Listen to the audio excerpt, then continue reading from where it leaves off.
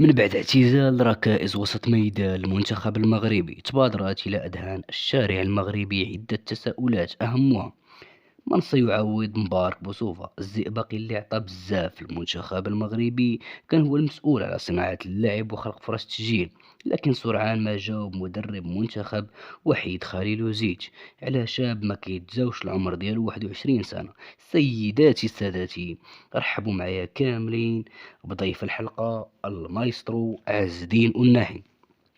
في مدينة الدار البيضاء يوم 19 أبريل سنة 2000 وبالضبط في حي لاله مريم، تزاد عز الدين الناحي لمس الكرة في سن الخامسة مع أبناء الحي ديالو، وهنا كترصدو أحد أعين كشافة نادي الرجاء البيضاوي اللي خلاه يدخل معهم في اختبار مع فريق الأخضر في عمر 10 سنوات ونجح فيه، لكن بسرعة التحق بالفريق نظرا للموهبة نتاعو. وفي نفس السنة عز الدين لعب بطولة كأس دانو للأمم. وبوصاية بوصاية من نصر لارقيت المدير التقني لأكاديمية محمد السادس، التحق عز الدين الناحي بأكاديمية. هنا طور راسو مزيان تقنيا تكتيكيا، الشيء اللي لفت انتباه فريق ستراسبورغ الفرنسي. لكن فور الوصول ديالو لفرنسا المدرب الفريق الأول ما آمنش بالقدرات ديالو. من بعد سنوات نتاع التهميش قدر عز الدين ينتقل للفريق الفرنسي الممارس بالدرجة الثانية، وسجل أول هدف أول مباراة ليه مع الفريق. وهنا قدر يفرض راسو كصانع ألعاب، ومن بعد وقع عقد براتب شهري القدر ديالو 9000 دولار مع فريق أنجي الممارس في الدرجة الأولى الفرنسي، إلى جانب النجم المغربي سفيان بوفال. وهنا كذلك تألق بشكل كبير. كانت فترة نتاع مباراة الودية المنتخب المغربي، وجا المدرب وحيد خليل زيتش باش يراقب سفيان بوفال باش يعيط ليه في لاليست، وكيتفاجأ أن هناك لاعب آخر كيتفاجئ بيه وكيعجبو الأداء ديالو.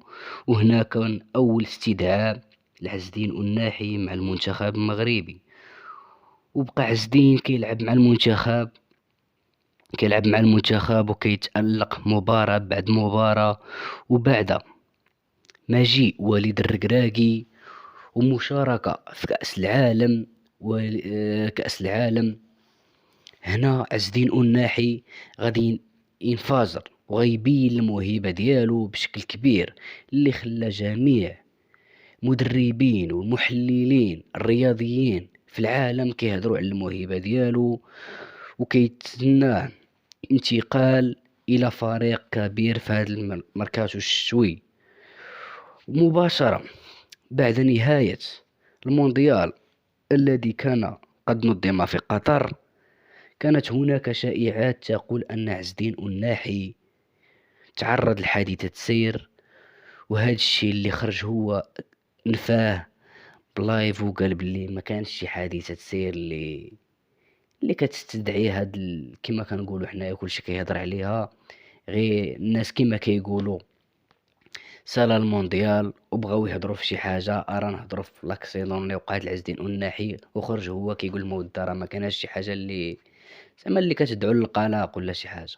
المهم خوتي، تهلاو في راسكم، ونتمنى ان شاء الله نلقاوكم في فيديو جديد في قصه جديده، وتسناو المزيد من القصص الممتازه والجميله.